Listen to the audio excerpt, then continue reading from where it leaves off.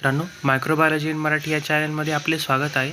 या व्हिडिओमध्ये आपण इम्युनॉलॉजिकल रिसर्च हा टॉपिक डिस्कस करणार आहोत. त्याच्यामध्ये इनब्रीड ॲनिमल स्ट्रेन हे जे काही टॉपिक आहे तो डिस्कस करणार आहोत. म्हणजे जे ॲनिमल स्ट्रेन असतात ते कसं इम्युनॉलॉजिकल रिसर्चमध्ये त्याचा प्रभाव पडतात आणि त्याचा कसा यूजेस केला जातो ते आपण या व्हिडिओमध्ये डिस्कस करणार. तसंच त्याचे काही एक्झाम्पल्ससुद्धा आपण या व्हिडिओमध्ये पाहणार आहोत. आणि हा जो आपण टॉपिक डिस्कस करतो आहे त्याचे ऑलरेडी नोट्स मी टेलिग्राम चॅनलवरती अपलोड केलेले आहेत. जर तुम्हाला ते नोट्स पाहिजे असेल तर मी लिंक डिस्क्रिप्शनमध्ये दिलेली आहे टेलिग्राम चॅनलची. तुम्ही नोट्स ते प्रेफर करू शकता. तर चला तुम्हाला एवढं सुरुवात करूया. Inbred animal strain are widely used in the immunological research. They are animals that have been bred with each other for many generations to produce the offspring that are genetically identical. आणि जे inbred animal strain असतात ते widely use केले जातात immunological रिसर्चमध्ये. जे animal असतात ते त्यांचं ब्रीडिंग घडून आणलं जातं इच ऑदरमध्ये. काही जनरेशनमध्ये त्याचं ऑफस्प्रिंग प्रोड्यूस करण्यासाठी जे इनब्रीड हे केलं जातं.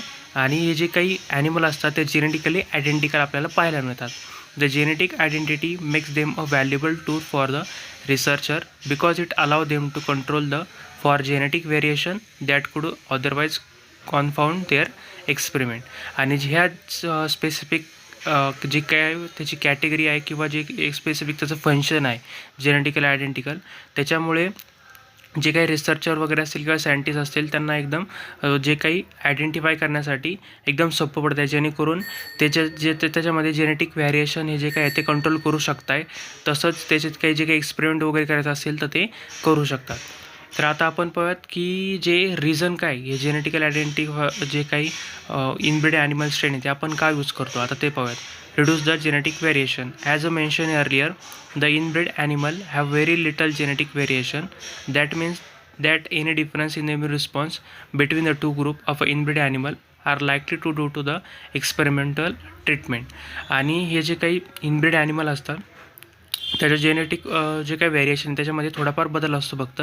पण जर त्याच्यामध्ये डिफरन्स असेल, त्याच्या इम्युन रिस्पॉन्समध्ये जर डिफरन्स असेल त्या दोन ग्रुपमध्ये जे काही इनब्रीड आपण ॲनिमल जे काही स्ट्रेन बनवलेलं आहे ते कशामुळे येतं, फक्त एक्सपेरिमेंटेड ट्रीटमेंटमध्येच होऊ शकतं. मग त्याच्यामध्ये जास्त प्रमाणात जे काही जेनेटिक व्हेरिएशन आहे त्याच्यात चेंजेस येत नाही. Rather than the genetic difference between the animal themselves. आणि जर ॲनिमलमध्ये जर त्याच्या जेनेटिक डिफरन्सेस असतील तर मग त्याच्यामध्ये जे काही त्याची आयडेंटिटी असेल किंवा जेनेटिक व्हेरिएशनमध्ये चेंजेस येतात. नाहीतर जे काही एक्सपेरिमेंटल ट्रीटमेंटद्वारेच त्याच्यामध्ये जे काही इनब्रीड ॲनिमलमध्ये त्याच्यामध्ये चेंजेस घडून येतात. त्याच्यानंतर reproducibility. Because the inbreed animal are genetically identical experiment can be easily reproduce. आणि हे जे काही इनब्रीड ॲनिमल आहे ते जेनेटिकली आयडेंटिकल असल्यामुळे ते आपण इझिली त्याचं रिप्रोडक्शन करून आणू शकतो. आणि जे काही सायंटिस्ट रिसर्चला it allow to other scientist to verify the finding of the study. आणि वेगवेगळे जे काही स्टडी करण्यासाठी जे सायंटिस्ट लोकांना जे काही त्याचं रिप्रोडक्शन वगैरे असेल किंवा जेनेटिकली आयडेंटिकल जे काही ॲनिमल आहे त्याचं रिप्रोडक्शन वगैरे कसं होतं ते सगळं पूर्णपणे स्टडी करण्यासाठी हा जो काही जे इनब्रीड ॲनिमल आहे ते वापरले जातात. तसंच defined genetic background. The genetic background of an inbred animal strain is well defined. This means that the researcher know exactly which gene the animal carry. This information can be used to help the researcher understand how the gene influence the immune system. जे काही animal strain असतात त्या वेल define असल्यामुळे तर ज्याच्यामध्ये जे काही researcher असेल किंवा सायंटिस्ट लोक असतील त्यांना हे समजतं की ते जे काही ॲनिमल आहे ते कोणता जीन कॅरी करतायत. तसंच त्याचे कोणत्या फॅक्टरमुळे जे काही त्याची इम्युनो सिस्टीम आहे ती इन्फ्लुएन्स व्हायला किंवा जे काही जीन इन्फ्लुएन्स कसं होत आहे ते पूर्णपणे स्टडी करण्यासाठी, पूर्णपणे त्याचं जेनेटिक बॅकग्राऊंड स्टडी करण्यासाठी हे जे काही इनब्रीड ॲनिमल स्ट्रेन आहे ते इम्युनॉलॉजिकल रिसर्चमध्ये वापरले जातात. तर आता कॉमनली यूज्ड इनब्रीड स्ट्रेन जे काय आहेत आता ते आपण पाहूयात. तर पहिलं आहे C57BL6. This is a strain of a mouse that can commonly used in the wide variety of a immunological research studies. आणि हा जो काही ॲनिमल स्ट्रेन आहे माऊसमधला तो कॉमनली इम्युनॉलॉजिकल रिसर्च स्टडीमध्ये वापरला जातो. दुसरा आहे BALB/C. This is another strain of a mouse that can be commonly used in the immunological research.